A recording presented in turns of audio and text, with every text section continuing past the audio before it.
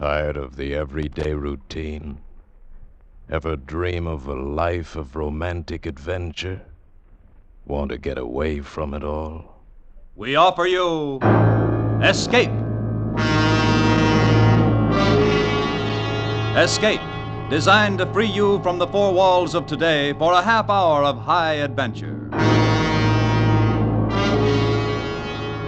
Tonight, we escape to a train headed for Calcutta and an exciting tale of the most sought-after emerald in the world, as Richard Sale tells it in his famous story, Figure a Dame.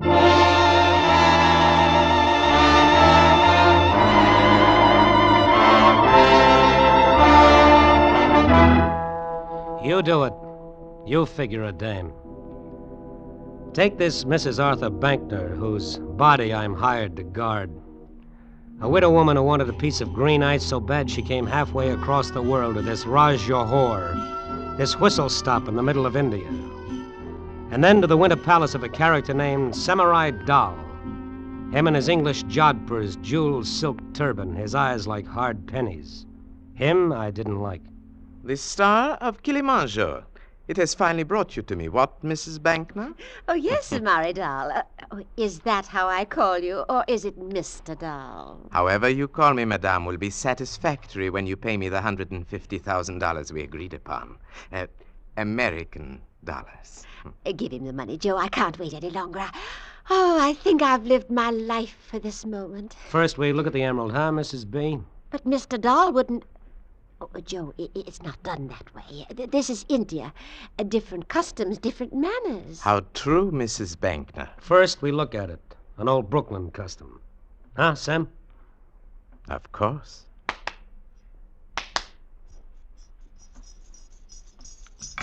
Sir Mary Dahl. The emerald. The star of Kilimanjaro. Fetch it, girl. At once, Sir Mary Dahl. Goes good with you, huh, Sam? Dancing girls with bells on their toes? It's only adequate. I neglected to ask you this, Mrs. Bankner. Forgive me, but just who is this creature? Joe? Oh, he's not a creature, Mr. Dahl. He's... well, for one thing, he's a detective for the Magnum Insurance Company. That explains a great deal. You see, Mr. Dahl, Joe, Mr. Harriman here, recovered some jewelry I lost in Paris. Oh, I was so impressed with him. I mean with how efficient he was. And yeah, she means she persuaded Magnum to let me come along on this little buying trip for protection. Magnum thought it was a good idea, too. Now you know who the creature is. Now everything's gay, huh, Sam? Sir Mary Dahl. Thank you. You may go back, girl, to whatever child's game you were playing. I could weep at having to part with this. Here, the star of Kilimanjaro. Oh, Joe, look at it, look. Oh, all my life, many, many jewels, but, oh, none like this, none. Yeah. It's something. It'll do. Oh. You are satisfied, Joe? Yeah. And you, Mrs. Bankner, it satisfies you? Oh, yes. Then it remains only for me to be satisfied. Give him the money, Joe. Give it to him. Yeah, okay. Okay, here, Sam. You can count it if you want to. I want to. Oh, exquisite money. Good. Oh, Mrs. Bankner. Yes. If, by some grave misfortune, you should lose the star of Kilimanjaro, or, more exactly, it be stolen from you, then please to refer the thief to me. I shall be happy to buy it back from him at a good price.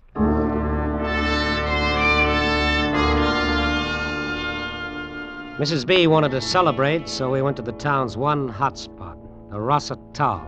It was a dive. And the props hadn't changed from Flatbush. Smoke, Oriental cigarette type, bartender, Oriental type, dames, any type. Complete with Lend-Lease jazz band, the joint was a shore-leave paradise with one great big advantage. No local ordinances. You name it, you can have it. Oh, I'll have another swizzle, Joe. Finish the drink you've got, and we'll see. Oh, Joe, you don't have to be so solicitous. Oh, I've got the star of Kilimanjaro. I've got it, Joe, and we're celebrating, remember? Come on now, dance with me. Joe. Joe, what are you staring at? Joe. Her. Who, Joe? That girl over there, the one against the bar. She looks like an American, that one. Yeah. She's lovely. I only say that because she is. Now, you've looked at her, Joe. Now look back at me.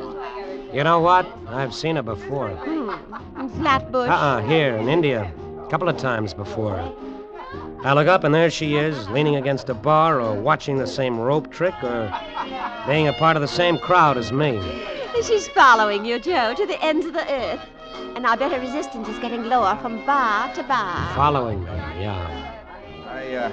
I heard you say something about dancing, lady. Well, now. They're arresting you from the poop deck, sailor boy. Beat it. Oh, Joe, at least buy him a drink. Buy him nothing. Go on, sailor, make an exit while the house is still with you. I was saying to you, lady, I heard you want to dance. This guy with you ain't made a move. Now, what would you have done? Tell me. Me? Me? I'd dance. Yeah, you would.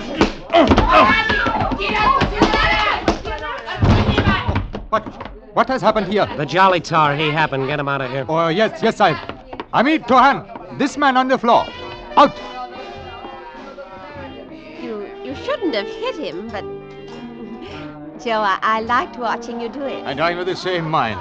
It was a beautiful thing. Oh, you too, mister? You want to play too? No, my boy, no. I know an Irish Red Cross when I see one, so I brought you both drinks. My pleasure. Why, thank you. I am not Irish. You may not know it, son, but you are. You know, someplace on your tree there's an Irishman. Do you mind if I sit down? Who are you? What's the A man like you, son. I can tell it by the turn of your lips. A seeker, you might say. After what now? A woman's smile? And there's that here in India. Fortune? There's that here, too. Things, that's what. Without the Irish poetry, who are you? Rafferty. John Rafferty. We're happy to know you, Mr. Rafferty, even for just this moment. We're leaving now. Oh, really? But why? Let's stay, Joe. Sleep. We'll need it. The train to Calcutta leaves early tomorrow. And so it does. Then this is not goodbye after all. For I'll be on that train myself. Sleep, I'd said. For the widow with the emerald, maybe, but not for me. I sat on the veranda of the Raj Johor Ritz just outside Mrs. B's room, and I could hear her making happy moans in her sleep. Once I heard a crawling noise. I got up, investigated, and found it was a noise made by something that crawls. Then came the dawn. I hustled Mrs. B and her bags into a Model T cab that took 2 hours to get to the railroad station a mile away. That I'd counted on, so we made the train for Calcutta on time.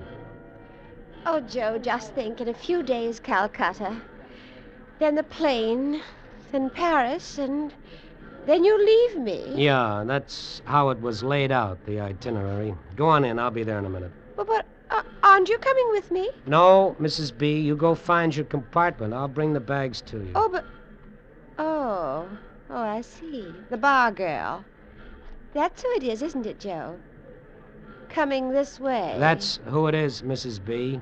You won't want to be here when I talk to her, huh, Mrs. B? No, but don't talk long, Joe. It's me that's paying you, remember? So Mrs. B was on her way to her compartment. The star of Kilimanjaro and a little pouch with gold strings around her neck and inside her dress. This was the last lap. If anyone was going to lift the rocket, it had to be done before we got to Calcutta. And then the girl's perfume was inside me. We've met before, haven't we? Where or when, I don't know, but we've met. It's as good a way as any to get to know me. I'm Joe Harriman. Marion Ryder. It seems we're always in the same places. On the train all the way from Bombay, at the cafe last night, here. Coincidental, isn't it? Is it? I wouldn't know. Well, of course it is. Wait, do you mean you've been following me? A dream like you that makes you hungry inside? It wouldn't be hard. Like that? Like that. Traveling for your health, Marion? No, business. In this slop hole, something like you, business? Well, I'm a kind of buying agent for a New York firm. Trinkets. That's it, trinkets. Emerald trinkets? Emerald would be lovely. I must find my compartment, Mr. Harriman. Maybe I'll see you again later? Count on it, Marion. It's a promise I make to myself. All aboard! All aboard!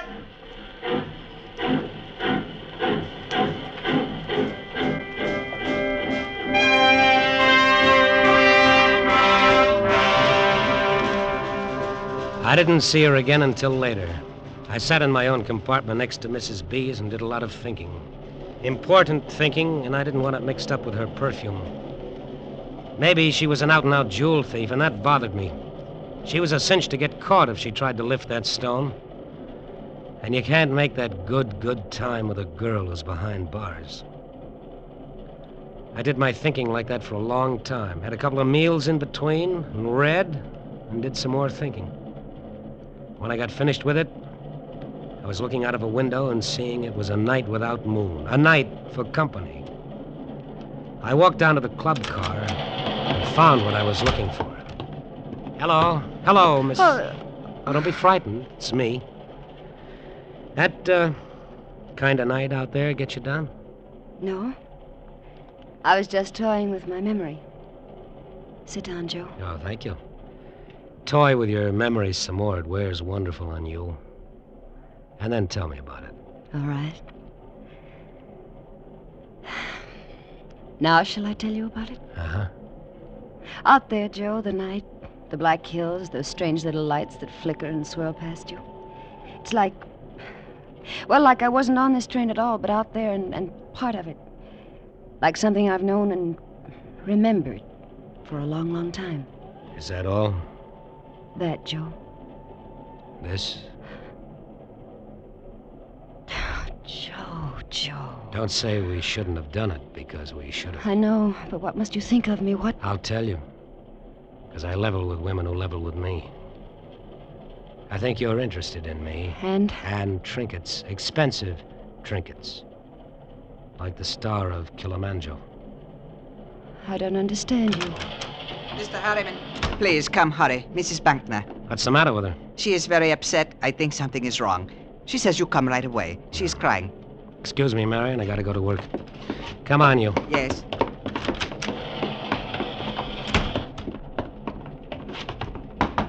Mrs. B. Mrs. B, something wrong? Oh, Joe. Oh, Joe, I had a nightmare and I woke up. I was so frightened. No. All right, conductor, thank you. You can go now. Yes, sir. I called for you when I woke up, but you weren't there. Oh, Joe. Sit here and put your arms around me. Oh, Joe, hold me tight. Yeah. Oh, it's better like this. You close to me like this. Uh-huh. Oh, look at me, Joe. What do you see? You're so helpless, I could kiss you. Try me, Joe. Yeah. Joe. Joe, you're hurting me. Joe, what? Joe! Her throat was soft against my hands. Her arms waved around for a little while. The look in her eyes was something I had never seen before. She didn't struggle much. She didn't do anything much. Except not believe it was happening to her. That she was being murdered. Then she quit believing anything. She was dead.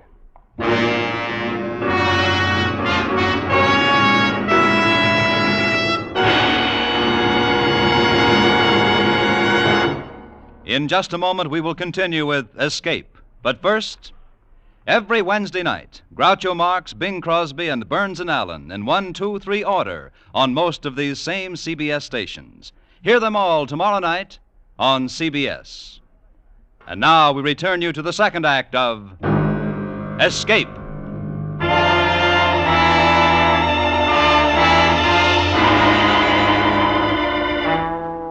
There wasn't much trouble falling asleep after that. After I was sure Mrs. B was dead. After I'd stashed the emerald where it couldn't be found. Wasn't much trouble falling asleep at all. Like being out with a beautiful dame, and she liked you. And you went home and put your arms behind your head and smiled to yourself. And you slept the best kind of sleep of all. It got to be 8 o'clock in the morning, and that was all right, too. Because there I was having breakfast in the diner with another promise I'd made to myself. Her name was Marion Ryder. And she poured my coffee for me. I've been thinking, Joe. Uh-huh. I've been thinking it was wrong what we did last night. I'll tell you why it wasn't, Marion. You want to hear? Just don't lie to me. I'm crazy about you. See, I don't even have to look down into my coffee cup when I say it, like you're doing. I'm sorry. It's just that... Wait a minute, honey. Conductor. Hey, come here a minute, you. Yes? What is it you wish, sir? I wish this. I wish that you would go down to Mrs. Bankner's compartment and wake her up. Tell her this mush you waiters serve for breakfast is lousy, but tell her she's got to get some food in her. Yes, sir. Well, don't just stand there. I wish it, so do it. Yes, sir. Right away, sir. Joe. What are we saying, honey? Don't call me honey. Why not? It's a word I don't care for. Just don't do it. Yeah. No class, huh? Sure, wait till we get to Calcutta. I'll find the words that'll fit. Joe, leave me alone now. But... Calcutta is only a few hours away, Joe. Sure. I know about dames, Marion. They need thinking time to make everything right with themselves. Sure. I'll see you later. Morning, my boy. Morning to you. Morning. Oh, hello, Mr. Rafferty. Have you had your breakfast yet? Yes, don't remind me of it. Oh, you come along and have a coffee with me then. Thank you, but no. Oh, by the way, my boy, Mrs. Bankner. What about her? Well, nothing about her, but I'm in the next compartment to hers, and I heard the conductor knocking on a compartment door just now, and she doesn't seem to answer. Oh, she sleeps heavy. Oh, well, she's lucky. Well, I'll see you later. Yeah. Mrs. Bankner? Breakfast, Mrs. Bankner? What's the matter, conductor? She doesn't answer. I've been knocking. Oh, yes, sometimes she does that. Have you got a key to the door? Yes, but... Open it. Very well. Holy... Something is... Yes, something is, all right. Come on in, close that door. Look at her, will you? Something is... You said that. She's dead. I'll tell you something else. The lady's been murdered. You said... I said murdered. Look at the marks on her throat, strangled. Sir, her hand. Please, she is holding something in her hand. Oh, yeah. Yeah, she is at that, a button. Perhaps the man who did this thing to her. His button. That's a real good, perhaps. Come on. Not a word about Mrs. Bankner to anybody, you understand? Yes, but... I'm a detective. I know about these things. Not a word. Come on. When do we get to Calcutta? In 3 hours, noon. First stops are for water. A 5-minute stop at a village, Mipirai, then Calcutta. As soon as we get there, telegraph to Calcutta to the police. Tell them what's happened. And that's all. You understand? Yes. Well, now we go in here. In here. But this is Mr. Rafferty's compartment. Yes, the guy who did it. Close the door. I think he got what he was after from Mrs. Bankner. Maybe we'll find it. There will be trouble. You are searching his things. I told you I'm a detective. I know how to operate. Now, let's try this closet. Let me see. Nothing here. But the button... I'll give it to you. I'll turn it over to the British police when we get to Calcutta. Here, take it. Yes. But the button in Mrs. Bankner's hand was brown. Gray. Can't you see the button is gray? Take it. We stood there staring at each other for maybe a minute, and then his eyes eased off mine. He made a kind of sloppy salute. He turned, went down the train corridor to wherever it is conductors hold their heads in their hands. It had been awful close, awful tight. Tearing a gray button off Rafferty's coat while I searched it and palming the button off on the conductor, that was a little task that took delicacy and timing. So I'm delicate with my fingers, and my sense of timing is perfect, and I'm sure of myself. And that adds up to a win. When we hit the water stop, I got off to stretch my legs, to let myself breathe the fresh air so it would cool me off inside. The little guy running like a monkey on top of the water tank looked neat and clean in his white diaper and green turban. The hills covered with snow looked good, far away, but good. And then an Irish mosquito buzzed in my ear. It's a lovely panorama, those hills. Lovely. It's like music. Flutes and bells and the flight of birds. Yeah, they're like that. I don't know the words to the music, but they're like that. It's a pity Mrs. Bankner isn't here to enjoy them with you. What about Mrs. Bankner? What about Mrs. Bankner? Well, why, she's dead. Murdered. Surely you knew that, my boy. How did you find out about it? Oh, you know how it is on a train. Things get themselves whispered about. How did you find out? Now, easy, boy, easy. You're a fiery one, are you not? It's only that I saw the conductor looking sad, and me being a kind of friendly human being, and smart enough to know conductors know things, I asked him why he was sad. Asked him in a way that made it easy for him to answer. Quicker, Rafferty. Get to it quicker. Well, he told me that you told him not to say a word about the murder. And I said, whose murder? And then he says, Mrs. Bankner's, and I said, oh. And he said he'd be disgraced because it happened on his train. What else, Rafferty? And the matter of the button was deeply puzzling to him. Button? Yes, the button. Now, isn't that a queer thing to be puzzling to him? Him with a murder on his hands. The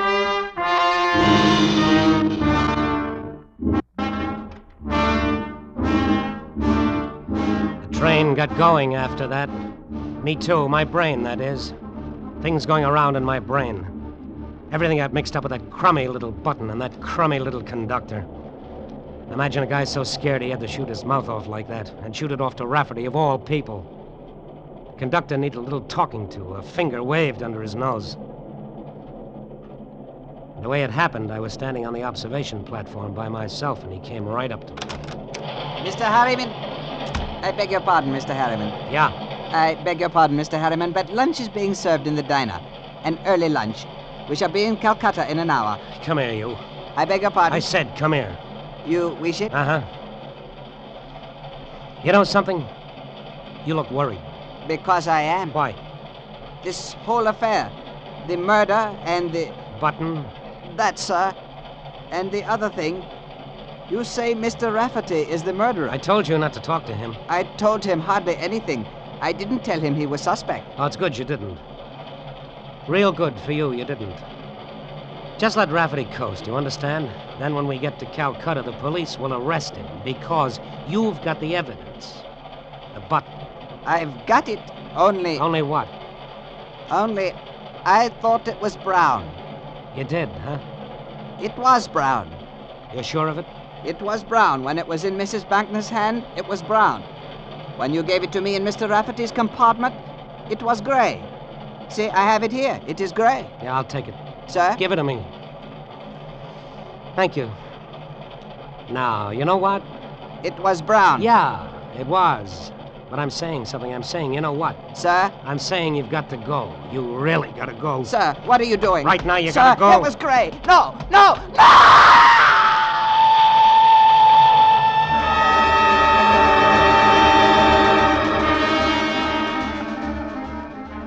Now everything was right. Everything in place. The button I had proved Rafferty the murderer of Mrs. B. The conductor, everybody would say the poor guy had a bad accident. Now all it needed was the payoff to a dream. And that would be something named Marion Ryder.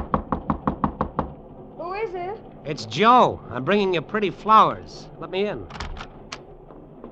I don't see any flowers. You will. Shut the door, Marion. All right. Keeps twisting around inside me. I love you. You can't say things like that. Stop me. Then. Like this, Joe.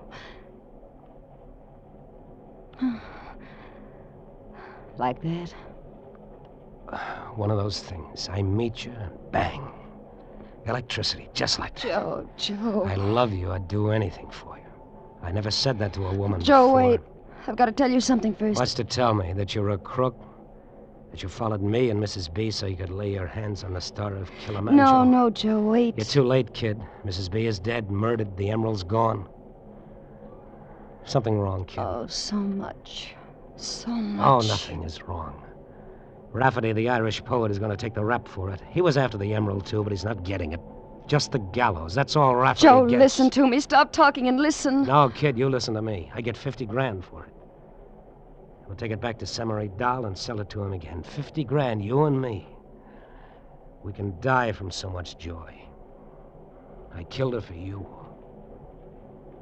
You?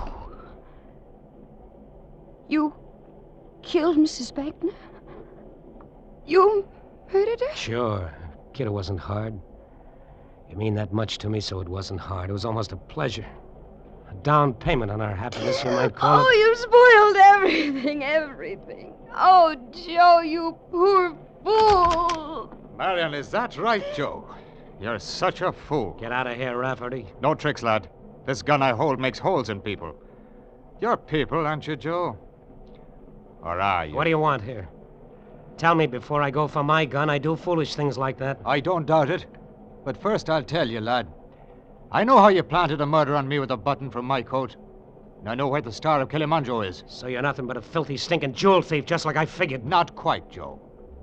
Marion, tell him how I know these things. Tell him who I am. He's the chief of the Magnum Insurance Company agents in Bombay. Rafferty, you're crazy. No. Magnum cabled him to follow you and Mrs. Bankner to make sure the emerald got back safely. Magnum didn't trust you with a stone like that. They put another man on to make sure you wouldn't steal it. And you had to kill her. They can't prove it. I'll pin it on Rafferty, so help me. But you killed her. You just admitted it. Only to you. Your word isn't worth dust. You're a crook yourself. No. Not quite. Marion? All right, I'll tell him. Joe, I happen to be Rafferty's wife. She said it. It only took her a couple of seconds, but that's what she said. But it took a long time for the words and the sound to get to me. And you know something? Looking at her then, and watching her mouth move, she looked real sad, and suddenly real lonely. You do it. You figure a dame.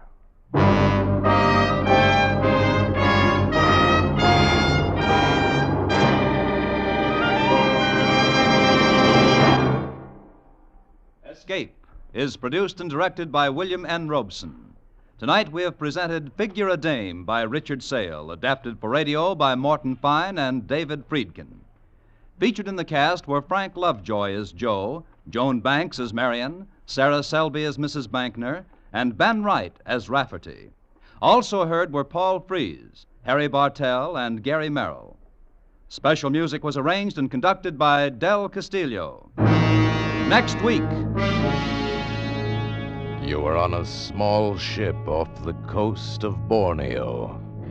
In the waters beneath you lies a fortune in pearls, and at your side stands a man from whose murderous greed there is no escape.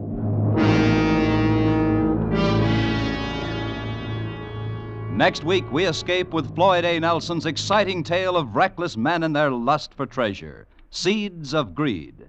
Goodbye, then, until this same time next week, when once again we offer you Escape.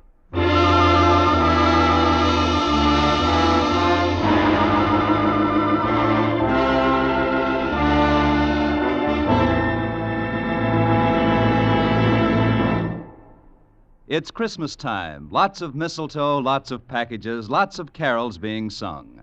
And never a man to overlook a chance to celebrate, George Burns gets into the act with a special program of what he claims are Christmas carols. George's sponsor had certain ideas about George's voice a few weeks ago and fired him from the show. And tomorrow night, you'll learn how George's fellow singers and Christmas shoppers in general react. For one of the merriest of holiday shows, don't miss George's and Gracie's program on most of these same CBS stations this Wednesday night. Now stay tuned for Hit the Jackpot, which follows immediately over most of these same CBS stations. This is CBS, the Columbia Broadcasting System.